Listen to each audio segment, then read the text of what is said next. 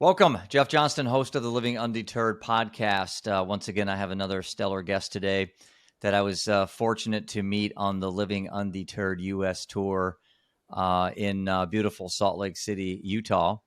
I do have to be careful because we did so many stops. I met so many people. I've been saying Utah when I meant to say Las Vegas. And so anyway, Taryn, great to meet you. It was really an honor to hear you talk at our stop. And I think the guests are in for a real treat today because we're going to navigate, and full disclosure, we're going to get into some sensitive topics. Both of us are very comfortable sharing our personal stories, but this is really about you, about your journey. And I'm super excited to have you on the show. Yeah, thank you so much. I'm honored to be here. So we ended up in your backyard a few months ago, had an opportunity to speak there. Tell us a little bit about the area there that you're from and why mental health and substance use distress and addiction are such big concerns in your life. So I live, obviously, you mentioned Utah, and I'm actually south of Salt Lake City. So I live in Utah County. And, the area that I grew up in, I'm a lifer. I always say that. I've been here my whole life. But, Utah is densely populated with, Mormonism. That's just a huge dominant religion here. Mm-hmm. And so, definitely through my experiences growing up here, there was a lot of shame around mental health, especially those of us who struggled. A lot of shame around substance use and really Mm-hmm. help seeking and getting help and support for that. And so, in my years of the work that I've been doing, it definitely has just come to light how much work we have to do to really get rid of the stigma that surrounds those two deaths of despair and help people to get, support. And then more obviously in close to home is we lost my dad to suicide. My father struggled with substance use and depression and anxiety. And a lot of those years, it was just not well treated because of that stigma. So he died by suicide 20 years ago this coming weekend. I remember you sharing the story. Yeah. And, you and I both have anniversary dates coming. Yeah. What was the date of your dad's death? Yeah. So he died on October 5th of Okay. 2002. Seth's October 4th of 2016. Yeah. So we're Remember when you said, so yeah, there's significant days, but I think, I know for me, and I can't speak for you, and I'm sure we'll hear your thoughts on this, but I've tried to take these death dates and these birth dates and these graduation dates and with a little bit different lens, more of gratitude, more of respect, more of the fact I got to know Seth for as long as I did. He didn't die at 12. He didn't die at 4. I mean, I'd love to see him here at 29. His birthday was a couple days ago, but the reality is he's not here. I am. I can continue his story just like you're doing to honor your dad. And obviously, in the mental health space you're in, I'm sure your dad isn't the only one that that died by either suicide, alcohol, or overdose. yeah. So it seems like these anniversaries they're almost every week. They're almost every month. Yeah. Yeah, there's definitely way too many, and again, our dad died on what's known as the LDS General Conference weekend, and that's coming up this weekend. And so, Oh, wow.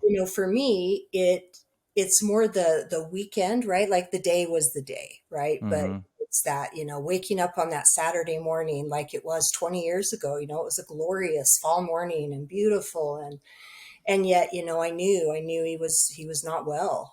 He struggled for a long time, but that night before had given me a call and um, I didn't answer because I just didn't have it in me to have, the intoxicating discussions that we'd been having. He, Oh, yeah. he had a pretty significant dependence upon Ambien and was taking upwards of 30 a day in the 3 weeks leading Holy up to his cow. death. Yeah. And I Now don't, he was getting a lot of that illegally then, he was or getting on the street, let's say. he was getting it from pharmacies because he Are paid you serious? He was just shopping around. He was doctor he shopping, was a jumping doctor around, and and he and the same pharmacies because he paid oh cash. my They said Lord. he couldn't track the sales, which again is BS. Well, now they can, right? Yep, now they can. Yep. Our state, my sisters and I, threw pretty big stink after he died, and we I worked bet. hard to make sure that the DOPL rules were followed and that people were, again, just because he paid cash and he didn't bill his insurance, you still have record that you dispensed medication to this person a day ago. Absolutely. You shouldn't be giving him a new prescription. So, yeah, there was a lot of failures really of our system that kind of contributed to his death. And so, yeah, it's just one of those things like, you replay it. And then I always have had just immense gratitude that it was me who found him because, I Oh, think wow. of all the times as a teenager, my father found Mm-hmm. me that way, Mm-hmm. where I'd overdosed or I'd tried to take my own life. And, miraculously I survived. And so I was just grateful. It wasn't a stranger, it wasn't somebody who didn't care. Hmm. It was me. And that's a cherished moment in my life. I will always cherish that moment of getting to And be. Taryn, it's probably a little.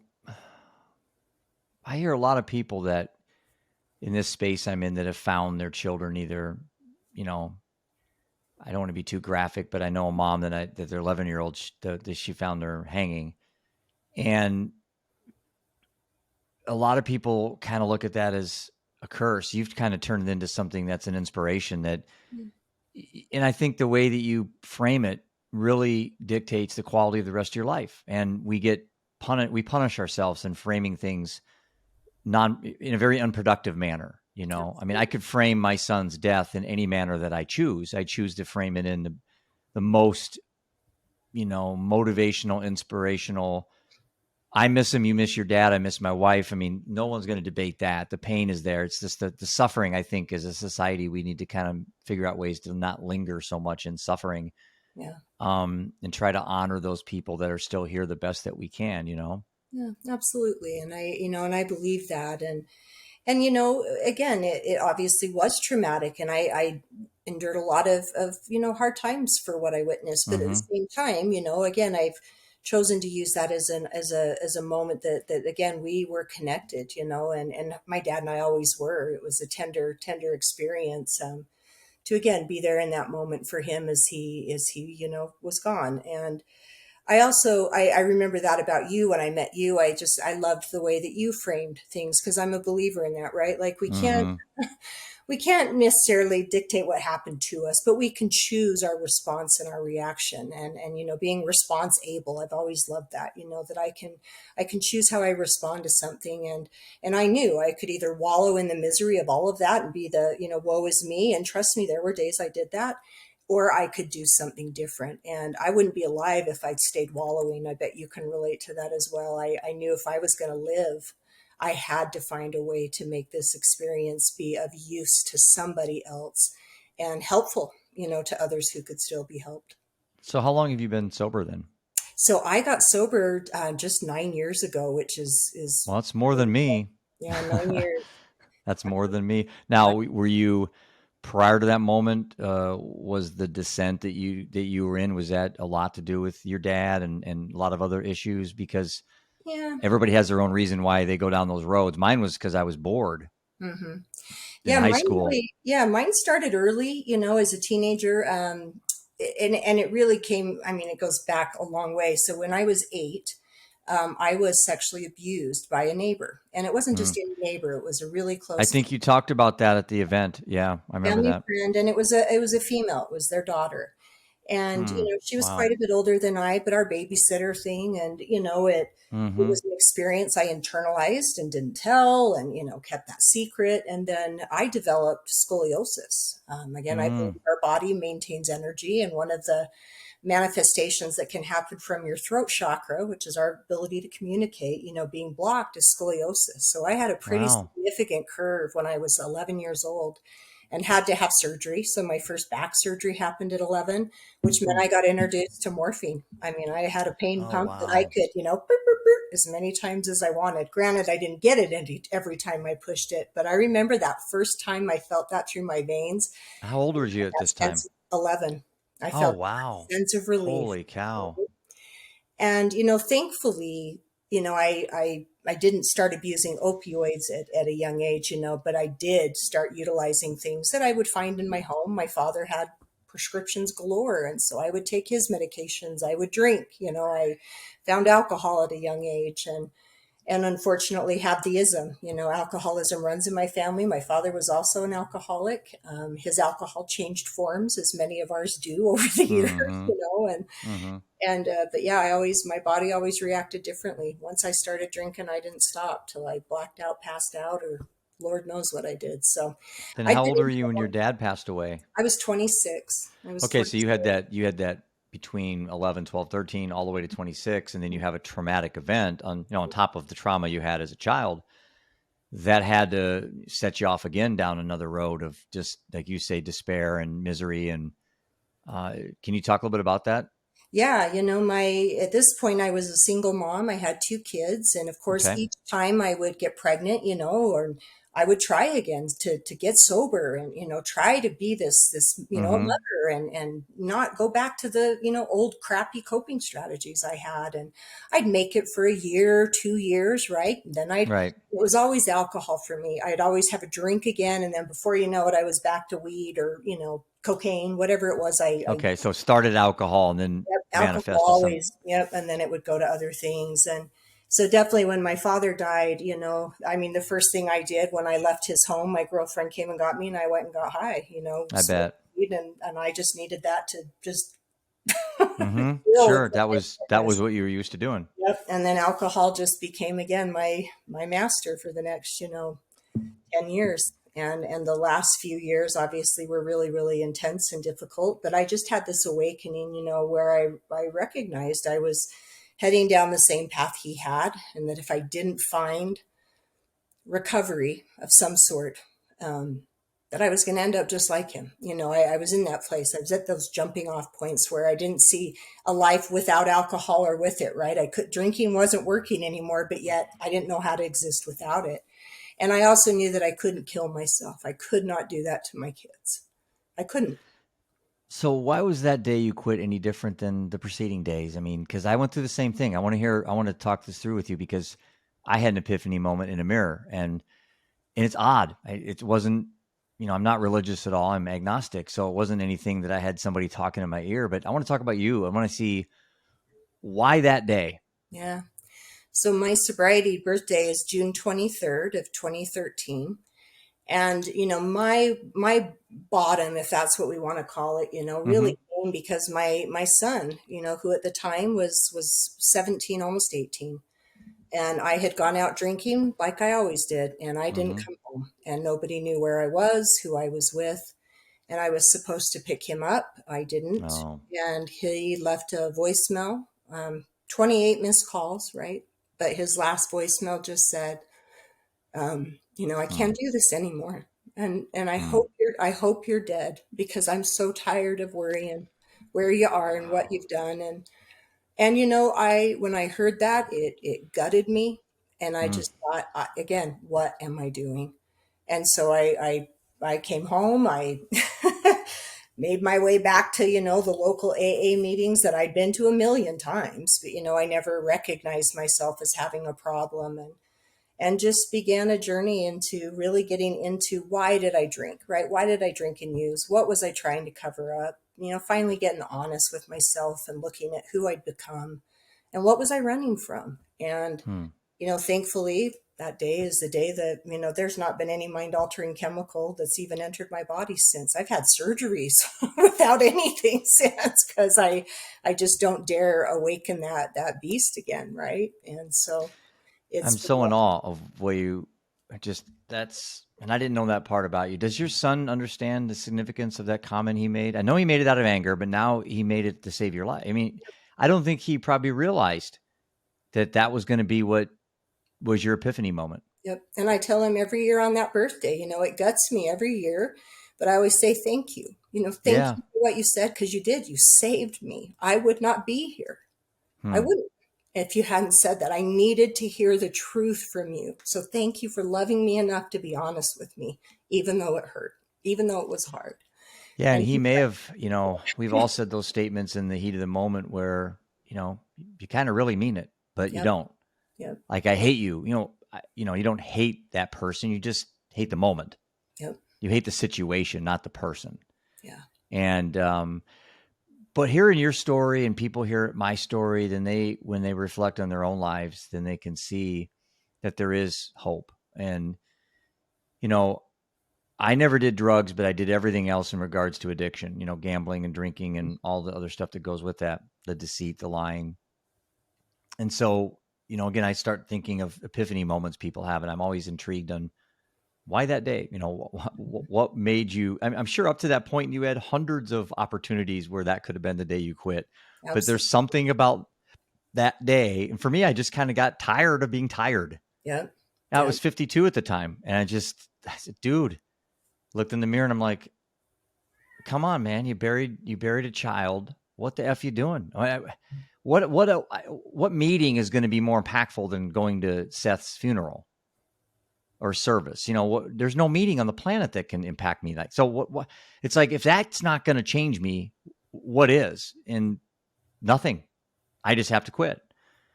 So do you attend meetings and do you still have do. support? Yep, Because I do. yeah, I do. good for you. Yep. And I know everybody's recovery is different. And, Yeah, I had moments where I didn't go. In your fact, way's the right way. yeah, during the pandemic, I quit going to meetings because they weren't available. And again, for me, the meeting is about that support, right? Those Yeah. people who are like me, that when I say the Yep. crazy stuff I did, they don't look at me like I have two heads. No, because they live the same life. That too. Yeah. So that's what I love, is the folks and the camaraderie. And yeah, and then I got back into them this last year. That was probably, I guess it was the end of the 2020. I kind of felt myself spiraling mentally again. I didn't really have a program I was working, or again, Mm-hmm. connection. I kind of just got back in my own head. And I remember my husband came home from work and I said, sit down, I'm going to tell you something. And of course he looks at me like, what? And I said, I don't need you to say anything, right? I just need you to shut up and hear me. And I There you said, I'm go. either going to drink or kill myself. Like, that's where my brain is right now. And he's all, okay. And I said, I'm not going to do either, right? Like, I don't want to do either of those things. Right. That's where I'm at.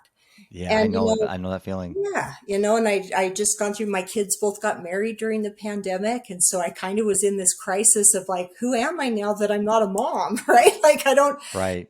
and I remember thinking like, oh my God, I could drink again. Nobody would even notice. And then I went, no, we're not doing that Yeah, again. you would notice. Yeah, I Your would. husband would notice. And so, yeah, so, I ended up getting back into my meetings and back into my Okay. therapist, and just kind of been doing that the last few years. And it's been How, wonderful. how's the kids been with everything? They're so great. My kids are my whole life. My son just made me. So again, here's what a cool story.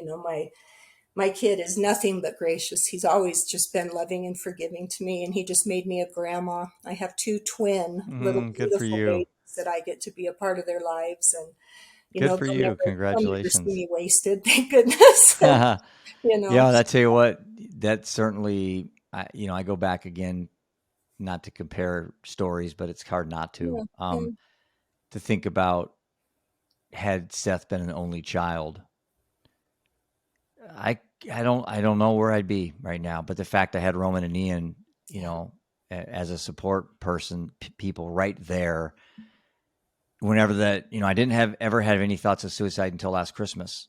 I don't know really. if I shared that with you at the talk. Sometimes I bring it up spontaneously. Most times I don't, because I'm not something.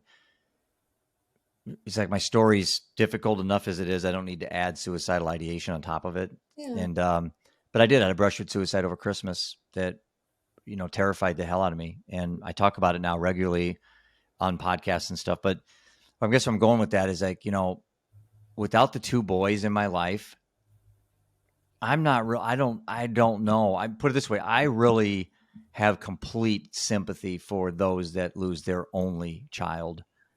I had two that I could put all my resources into, all my love, my attention. And I was watching my wife self-destruct during that time. And so I sat in the sidelines and had to make those tough decisions. Do I take the two boys and move out and kind of let her, she's the adult. I got to take care of the kids, right? I mean, kids, you got to take care of them. The adults should be able to take care of themselves. Well, I just watched a really good human being that meant a lot to me go down that bitter road. And I don't mean to ever bring up her ending as judgment, yeah, because she was the most beautiful soul I'd ever met in my life. And she was a great wife and a great mom, and still is. And not many moms have to be dealt that card. Absolutely. And so for a parent that hasn't lost a child, I never asked them this question, but I know they think it.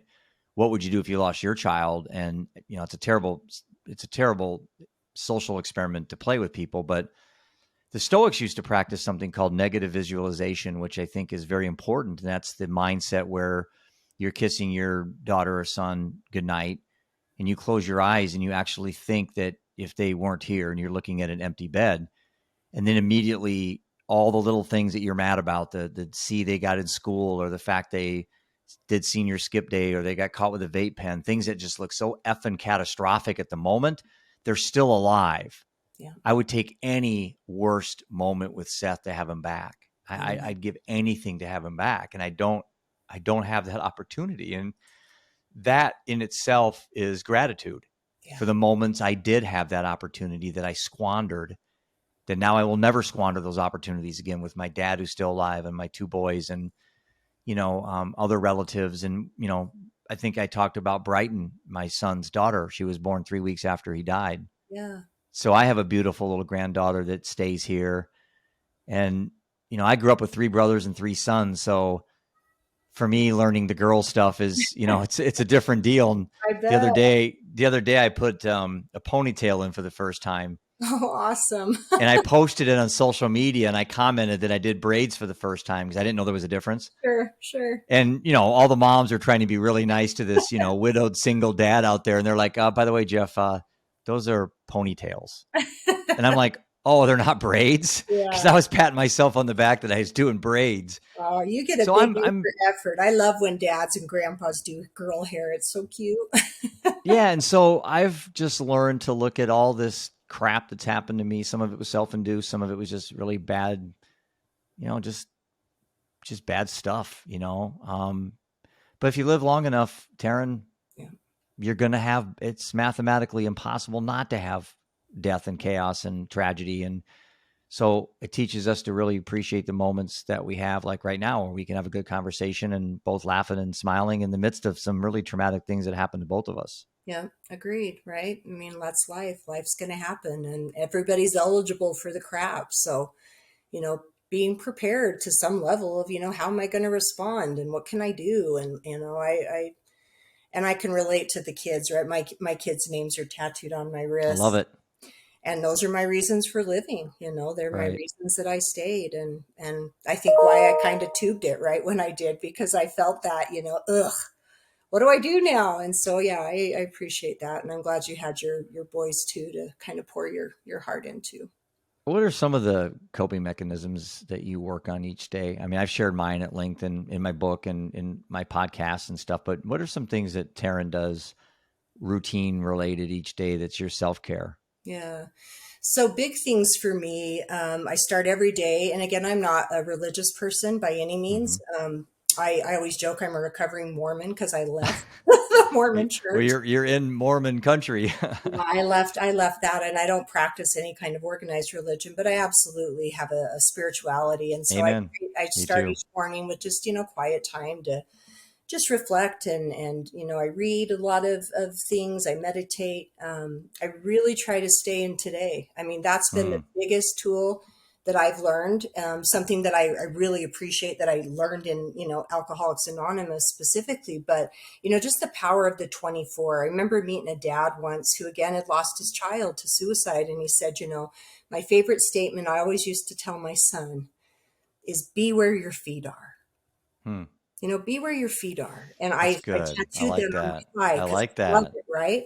That's really if good. I'm here right now, I'm good. We're fine. Like all of us, we're okay right now. How could I have never heard that phrase before? Right? I've never heard it. I love it. It's such a no-brainer, as they say. Be where your feet are. And you can see what that means. And so that's been my biggest tool is I just try to stay in today, accomplish what's in front of me, right? Do the next right thing. When I screw up, own it, try to fix things quicker rather than holding on to those, resentments and crap that I did and lying, and just trying to stay in today and be a good human.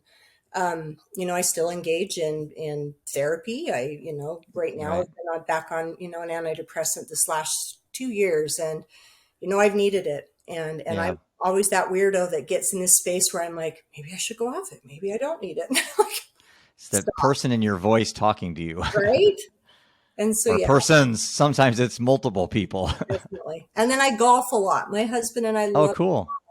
and golf is something I did with my dad. And so whenever I'm out golfing, That's without awesome. fail, little dragonflies hover and hang out by me. And I choose to believe those are my angels checking in and saying hi. And Sure. so, yeah, I just try to stay present and be of service to other people, and yeah, not be a dick. Yeah.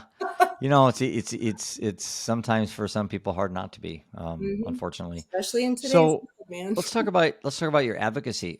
You got pulled into advocacy for the same reasons I did. And what's funny, Taryn, and maybe you'd agree with this, but I have people that quite often will comment, hey Jeff, you're helping so many people and what you're doing is great. And I always have to either chuckle inside because what they don't realize is I'm helping myself Totally. way before I'm helping anyone else. Mhm. And is that an ulterior motive? I don't know what it is, but the reality is, if I'm not at good mind, body, and soul myself, I'm of no good to you, to anybody at the presentation we did in Salt Lake, or my kids, or my dad. So that self-care thing is so imperative, that we work on that every day. And I try to spend 2 hours a day. It's hard. And that includes meditation and, quiet time and reading and exercise and the elliptical and light weights. I kind of lump that into 2 hours a day. But I think if people looked at self-care as like eating or using the Yes. restroom or taking a shower, putting on deodorant, it's just Right. it needs to be part of your daily routine. It isn't something that gets in the way of your day. Like, oh, I have to do self-care. It's like, Mhm. huh? You have to do your day. Yeah. Self-care is what you need to do. Absolutely, right. Eating, sleeping, exercising, like you mentioned. No, I Right. agree with that 100%. What would you tell?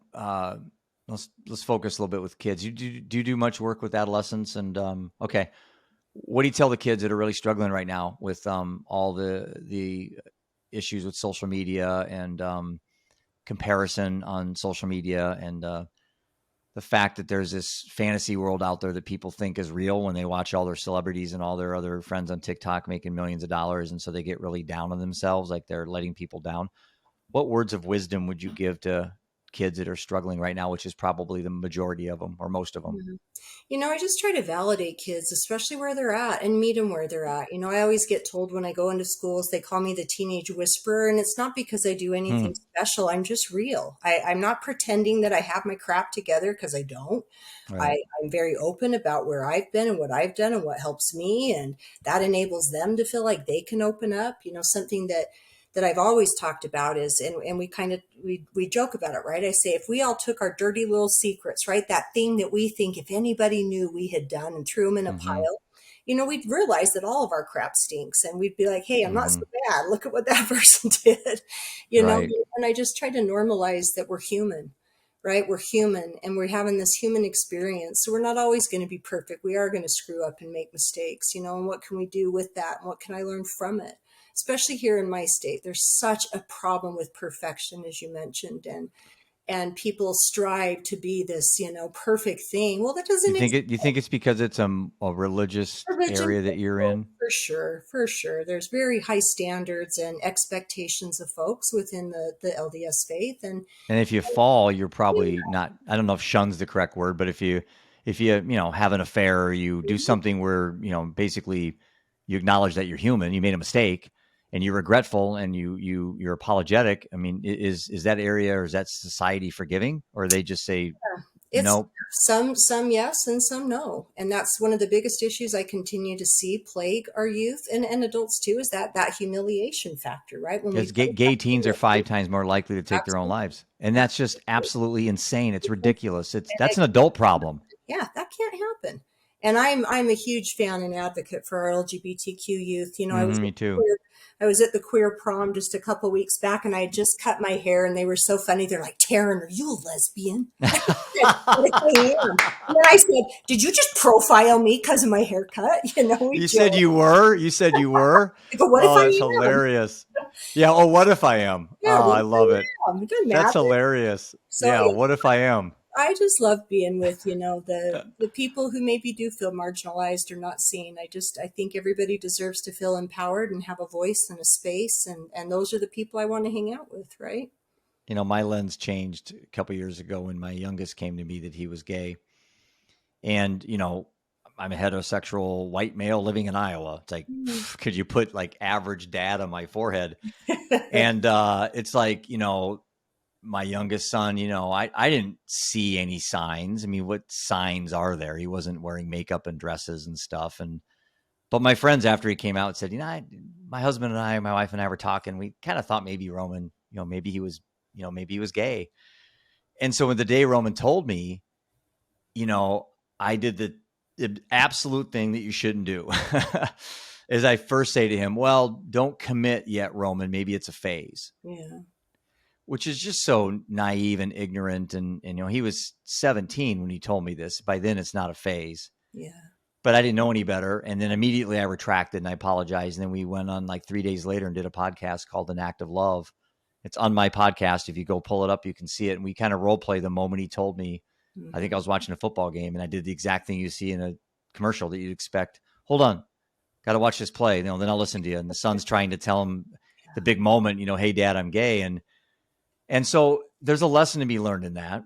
And what really got me to really dive into this and be a huge supporter as well was when a friend of mine told me that somebody he knew, it's one of these stories, Yeah. that came home and their 35-year-old son had hung himself in the closet. Mm. And in the suicide note, he had come out that he was gay. He actually got married and had 2 kids, but he had been gay his whole life. But his parents, he couldn't go tell them because of their church, and that he felt bad for mom and dad being like shunned from the community. And when you see something like that, you just want to put your frickin' hand through the wall. Like, are you kidding me? Somebody took their life over that is so preventable. It just doesn't have to happen. No. And that got me really a big advocate in the LGBTQ community, and obviously not as active as it sounds you are, but when I say big advocate, more by voice at this point. But I've learned a lot. I'm 56. As far as I know, we don't have any of that in my side of the family, so it was a very new opportunity for me to learn about these things.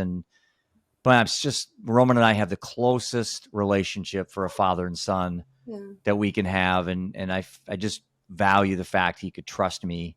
Totally. That I was the first one. He was able to tell Prudence before she died, and he always tells me now, Dad, I'm so happy I told Mom that she knew, and that's something he has to take with him the rest of his life, that he's proud that he told her, and she loved him like I knew she would. My wife was unbelievable at understanding that stuff, and she would have been, had she been here and not went down the road of alcohol and all that, she'd have been a phenomenal mom and grandma for everybody. But anyway, I don't know where I'm going off on that story, but okay. I love it. Thanks for sharing that with me about Roman. I think that's neat. And I always tell our queer kids when we're chatting too, I said, again, remember as parents, sometimes our reactions suck. So give us a chance to do it over. And I love that you guys had a do-over, right? Because heck, and that happens in normal situations, right? That isn't as big as something like coming out. We can freak out over a grade, like you were talking, right? And it isn't important. So give me a chance to have a do-over. And I wish we. Yeah, I tend to put my foot in my mouth. I remember the time I asked a lady, a friend of my wife's, a few years back when she was due. She wasn't pregnant. Oh, I love those. That didn't. Right. Yeah, I'm like, oh. So I never ask. I don't care if the damn baby's like tomorrow. Right? I don't take a chance anymore because I'm 0 for 1 on that. Yeah, but that's when you're a man and you do that. It's horrific. It's like, God, why didn't you just not say anything? That the default option's always right. Yeah. But anyway, so back to your advocacy. In the Salt Lake City, Utah area, harm reduction, I know in Iowa is just way behind. We're way behind the 8 ball here. We don't have many even recovery community centers. We only have 4 in the state of Iowa. We have 1 in Cedar Rapids. It just opened the doors last week. So I know where Iowa stands, and we're kind of in the medieval times when it comes to addressing these issues. How's Utah as a state, and specifically how's Salt Lake City? Utah's done a phenomenal job, quite honestly. That's what I heard. Yep. We've got, again, harm reduction has been a huge priority. Naloxone and training and kits and overdose awareness days. And, and then we look at, recovery communities, and we hold recovery day events and things. And so Mm-hmm. there is a really great sense of that. And then suicide prevention has been huge in our state. We have, an entire coalition, and paid positions at our state legislature have helped to implement and create. Mm-hmm. And there's right now this brand new campaign called Live On, and you may remember Carol talking Yeah. about this. Yep. So Live On Utah is our Instagram, right? But there's a playbook that is giving people lessons on what to watch for and how to help somebody. And we were looking at the numbers just yesterday, and gosh, there's been over 1 million views to that page, Mm. which is phenomenal. Because again, we It want to is. meet people where they are. We have to get rid of the stigma that surrounds this stuff. So, going onto Instagram to learn about suicide and mental health, who would have thought? But that's where people are. So why not meet them there? So there's a lot of good stuff that's happening in our state. We've made some significant improvements like everyone else. We still have a long ways to go too. But I'm grateful for the momentum that we're experiencing right now, and hope it continues. Well, the organization helped me through. What was it called? One for veterans command. What was it Oh, called? Continue Mission.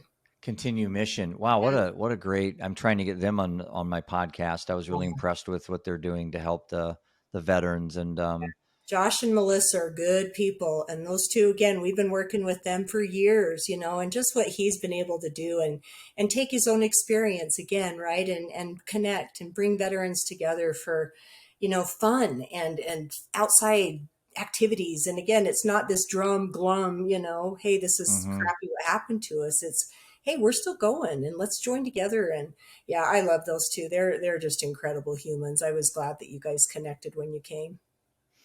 There's a there's a dynamic here where, as an advocate, 5 years ago I could kind of care less about mental health, and I was an investment counselor focused on making money, kind of capitalistic mindset, and all of a sudden I get thrust into mental health advocacy, and I go into it, guns a blazing initially, like a mad dad. I Yeah. was mad, Yeah. and then I kind of pivoted to more of using all this is not really being mad, because that's a negative energy, but finding inspiration in all this. And so what I get sometimes confused with is, the more I go down a strong advocate, the more people really close to me worry about my mental health.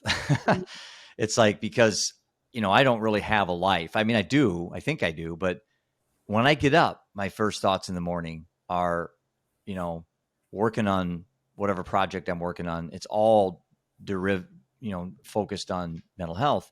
Yeah. When I go to bed, the last things I look at on my phone, on my computer, are always some article on harm reduction or article on, and it's like, it's hard for me because I don't look at it as work. I don't look at it as even a hobby. To me, it's just like who I've turned into.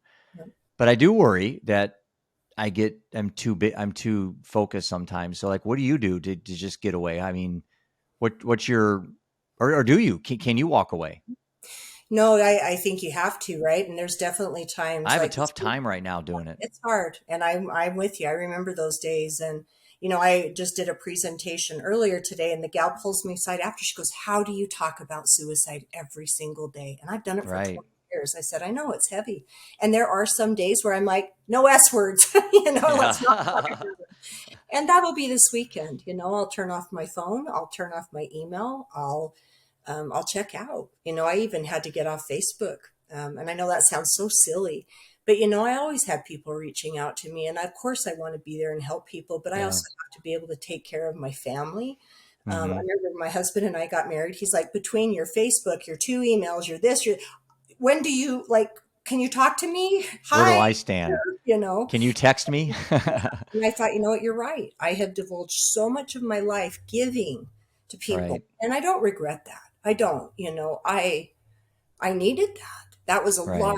part of my healing. But then now it's gotten to that kind of shift where it says, okay, I got to take care of me, or I'm not going to be any good if I want to keep doing this. And so, yeah, I have to definitely take breaks and just kind of check out. And again, sometimes that means removing the email off the phone, right? It's the little Right. things, but just so that you're not tempted to open it, to check, and Yeah. feel like I have to respond right then, because that's what I think our life experience taught us. My life experience taught me that the worst possible shit that can happen happened. Mm-hmm.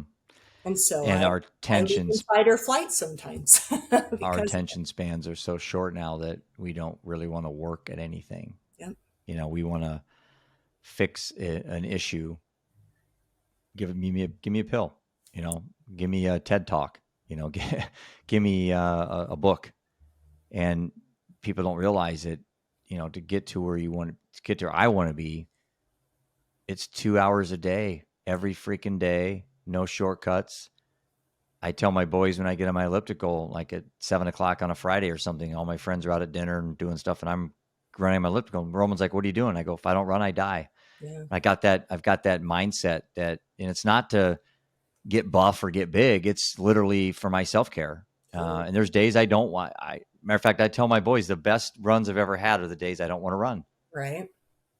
It's like gives me the most when I'm done. I'm like, and that's where I talk to people when I give my talks now.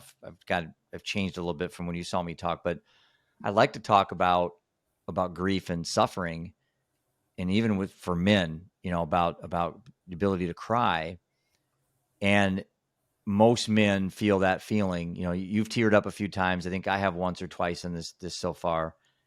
And I think for a lot of men, they repress that because it looks like a sign of weakness. But I've been getting men now to look at this as like going to the mental health gym. Mm-hmm. So, I got your bag, I got my bag, I jump in the car, I go to the gym, which is an analogy because I work out in my house actually. But if I go to the gym, I go to the front doors. I don't really want to go in there most of the times, even when I work out here, a lot of times I don't really want to go work out. But every single time I'm done, 100% of the time, Yeah. I'm happy that I did it. Totally. And I talk to men about crying. When have you ever cried? I mean, really cried and felt worse? Never. It's like almost impossible to cry and feel worse. You feel better. Yeah. You just feel better when the tears dry up and you get that feeling where it's like, okay, that ship has sailed for the time being. Eyes clear up and you can talk. It's like it's a mental health workout. Totally. So I've been talking to men about looking at crying in regards to working out because a lot of men can relate to that. Not that women can't, but you talk about the gym and all of a sudden men's eyes light up, Yeah. Yeah. So I've been equating it to when you have that feeling coming, it's like with the feeling you have going to the gym. And how many times you walk out of the doors on the way out and you feel worse. It's the same way with crying. The middle of your despair, you're halfway through or you're getting close to being done. It's like being almost done with that set of weights. And that's the mindset we have to have with suffering. It's just, it's something needed. It's cleansing. I don't fight it anymore. I'm not saying I look forward to it, but I don't not look forward to it. You follow me? Yeah. Because I know I'm going to be better. Every little time I break down, another layer kind of builds up. Yeah. And it's like scar tissue, I don't know. I'm just kind of throwing that out there if you kind of think that way too. I think for me, tears are when my spirit recognizes truth. And that's why it comes out of my eyes. And I've always said Right. that's where I know I'm in touch with something that is like to my core and to my spirit. And so you know how even as women, right, it's been socially acceptable for us to cry. We've just been labeled dramatic. But, well, for some, it's not a label, but but I know just as many men that are dramatic right? as well. Yeah. But again, That's funny. I think we all have done that where we apologize. Oh, I'm sorry, I'm being emotional. I think I even did that before, and I'm like, gosh, when did we stop doing that? Right. Why do we apologize for how we feel? Right. And instead, like you talked, when we started, instead just embracing it and allowing it. That's been me this last week. I was sharing with you, I've kind of been all over the place with my emotions. It's 20 years for us. And so, Wow. well, yes, I'm so grateful I had him for 26. I'm getting to that threshold where I'm going to have lived more of my life without him than with him. And that's just bittersweet, right? And it just makes you pause and go, Yeah. man. And yet, but I don't let it overwhelm me. Those feelings I used to, that Yeah. was an excuse to, Yeah. wallow and just have this moment where today I can just feel it and it's okay. And it's okay that I miss him. That's what it is, right? I miss him.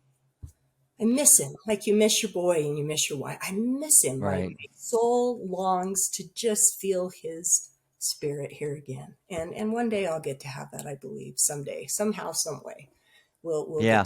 get to be around each other. But So you're a spiritual person. You're not overly religious. I'm in the same boat. Matter of fact, the word, even like the word faith, I get very frustrated because religion thinks they own the right of that word. All right. And I had a lady the other day. Don't we all say the other day? But I was in Denver for our last stop, and it's an awesome facility.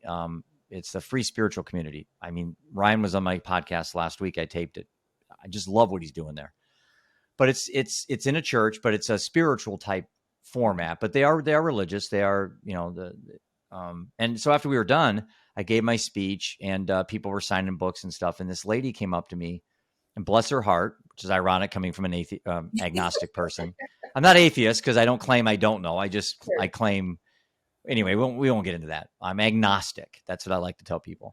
Yeah. But she came up to me and she was looking at me with these eyes of like trying to like save me, like I had a demon or something. And she was asking some rhetorical questions, but I knew there was a main question she was trying to get to. So right after about a minute, and remember, people are coming up talking to me. Hey, great job, Jeff. You really excited me. I'm going to change my life, and I'm signing books. And then she just says, "Do you believe in God?" And it kind of set me back because this wasn't the time to ask somebody that, in front of people. Put me on the spot. I'm in a church with people that some do and some don't. And I just kind of almost sarcastically said, "Which one?" Because there's 3,000 of them. Which one are we talking about? And I don't know where I just kind of said that. And it kind of set her back. And then she went into, Jesus Christ person. I said, I've never had a sign. And if there is a God, he hasn't spoken to me yet. Maybe he has indirectly. Maybe I'm doing all this because God's speaking to me, but I haven't got that sign. And I don't think there's anything wrong with admitting that. Mm-hmm. And it really kind of surprised her. But I guess I was disappointed because then she grabbed my hand and started praying for me for like 3 minutes. And I'm not saying this, but I'm going to say it. But between me and her, she had the mental illness, not me. Yeah. And I felt sorry for her. I really felt sorry for her that she was so driven to exercise something that I don't have, like a demon inside of me. I don't know what her ultimate purpose was, to convert me, to make me a better human. I think my tour was pretty clear. I'm going around doing a lot of good things to help a lot of people. And if there is a God, I'll get rewarded. If there isn't, then I didn't waste my time. So I don't know. I get frustrated when people think they have to intervene in my life and save me when I'm doing probably more godly things than they are. Yeah. I don't know. I don't know why I got off on that. I can relate to that. I think it's interesting what we deem as, and again, in today's world, right, as Christian behavior. It's like, Jesus said, love everyone, period, end of sentence. I don't know where you're going. Well, and shouldn't, what's more important if you had to pick between the two? I know the answer is both, but what you believe or how you behave. Absolutely. Yep. And in my life, the last two humans that have been the meanest to me, that have been the most deceptive, that have been the biggest assholes I know in regards to how they've treated people, were both highly religious people. Yep. So I don't know if they just felt they were arrogant, that they had a free pass because they have a personal relationship with God and I don't, so they could treat me any way they wanted. I have no idea, but it's ironic is that the people that should be godly, that could communicate, pick up the phone, talk about their issues, just F me over twice. And it's been like two people in 20 years. Yeah. So it's not something that happens very often. No, for sure. And I don't know if that's just coincidence, but it's like, why can't we all just get along? Like Rodney King said, why can't we all just get, and he's exactly right. Why can't we just get along? Why does what I believe trump how I act? Yeah. It shouldn't. Nope, it shouldn't. I should be able to talk to Taryn and not really care what she believes in. If she's good to me, she's good to people we know. We have passion. We want to help people get their lives together. Why does it matter? Why do you think you have to change me? Yeah. Yeah. I don't know. No, I'm sure people watching this that are Catholics will probably unsubscribe from me, but I'm at a point now where I'm 56. It's like, I don't try to upset people, but I'm not going to dance around eggshells anymore. Yeah. Appreciate that. If God can get you to where you want to go in your life, I'm all for God. Yep. But that's your life. Yep. And if I can get to where I'm at with or without God, then that's my choice. And I'm highly spiritual though. Mm-hmm. I mean, I see litter, I pick it up. I see an animal, I go pet it. I cry. I tell everybody I'm with them. I had lunch today with a vet, Iraq, a war vet. He was a paratrooper. I haven't seen him in 30 years, and we had lunch today. Told him right on Applebee's when we got up, "Hey, I love you, man." And like 10 people saw us, Yeah. and that's just kind of how I've gotten in now with connections with people. It's like we need to set aside agendas and political beliefs and religious beliefs and or lack of or whatever, and just meet people where they're at, like kind of what harm reduction does. Yeah. They don't they go right to where people are at, and that's why in parts of the country there's really good success stories, and then in other parts of the country there isn't. But it doesn't mean we just abolish it because a few cities have done a poor job with it. No, agreed. I have a good friend that calls it, he says God in skin. And I love that because you know what? I've never seen God, but I I haven't see either. God. I see what I know is God through other people. And it's how people Right. treat me. It's how people interact with me. I like That's, that. I love it. God with skin. So I'm always like, yep, that makes sense to me. But nope, I'm all about it too. It's how we are and who we are as people. And I used to. The God I believe in is going to like welcome us with open arms, man. Yeah, and like I my son don't one want to time, go. like my son told me one time, he goes, Dad, a lot of religious people think that homosexuals will go to hell. And he goes, if I go to hell, I'm going to have Freddie Mercury. I'm going to have, Like, yeah, Elton John will be there someday. He goes, it's going and to be a that's where I rocking want to place. be. He's like, well, that's where I want to be anyway. He's being sarcastic, but it's Of like, course. he's 19. He shouldn't have to be thinking about freaking heaven and hell if he wants to be gay. It's like, give me a break. Come on, humans.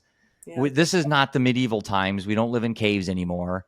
yeah, I mean, what someone does in their own private life is their own. That's why they call it a private life. yeah, You exactly. know, I don't know. Am I getting cynical in my old age? I don't know. Hey, maybe we are, but we're also going to keep trying to let the people who are struggling know that they're loved. And I love that you do that for your boy because it matters. Yeah. And he's been a great role model to his friends. And he's got some younger kids that have come to him and said they were gay or bi or the new terms that are out today that I'm not really up on as much as I should be. But the fact is he's got that trust with kids, and kids have come to him as a mentor. I think that's awesome. It You is awesome. know, I mean, there's kids that are great athletes and they're mentors. There's kids that are, academic, going to Harvard and Yale, and they're mentors. You can be gay and be a hell of a mentor as well. Yeah, But we don't look at that we don't look at that enough as a society. yeah, agreed. All right, fast hour. How do people reach you? And I guess what's your social media information, and people can follow you and see what you're doing from your Yeah. advocacy and all that? So the only one that I'm active on anymore is Twitter, but it's Taryn Ah, underscore interesting. Aiken. Yeah, Taryn And I underscore. follow you. Yep. Yeah. So you've never been on LinkedIn, huh? I dabble in it, but again, there's just one more thing that pulls Right. my focus. So I don't really do a lot of that. But you can reach me email. I'm super accessible. I always reply. But yeah, so Hiatt at afsp.org is my email, and folks are welcome to reach out. Again, that's who I work for. I work for the American Foundation for Suicide Prevention. It's where I spend all my time.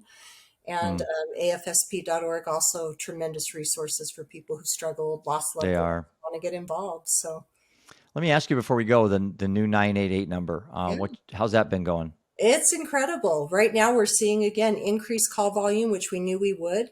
Let's just make sure that we're spreading good information. Right now, there's an entire media campaign that's really kind of framing 988 poorly. It's, letting people think that 988 is us calling the police, and it isn't. This was created even here in the state of Utah. This is the brainchild of Senator Dan Thatcher.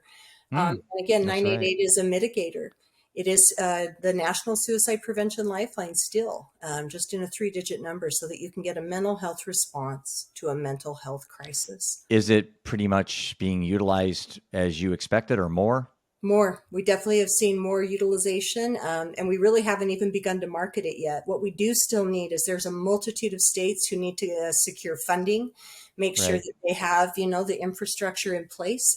because a lot of states just didn't take the time to prepare before it rolled out and went live. So I'm grateful that our state's on top of it. And again, we'll keep advocating for more federal funding to ensure that those calls don't go unanswered, that they have people who will be there to support folks.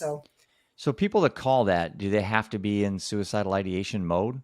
Nope, you can call if you're worried about somebody and you just want to help understand how to best support somebody. I called yesterday because I have a friend who needed support in Minnesota and my brain went blank, right? So I called and said, hey, here's what I need and this is where she's at and what can we do? And that lady was able to help me in 2 seconds get the place. Can you call if you're like, if you're taking drugs and you're, Absolutely. or is it just mainly suicide? Is it mental health? It's for people in crisis. And again, crisis comes in a lot of different forms. So yep, if you're having a mental health crisis, substance use, overdose. Do you think maybe it shouldn't, are we presenting it then maybe a little bit inaccurate by saying a suicide hotline? That's what it's been for all these years. And so that's how it's been promoted. But if you look now, it really is crisis services. And we're moving away from and really embracing and kind of encompassing all crisis.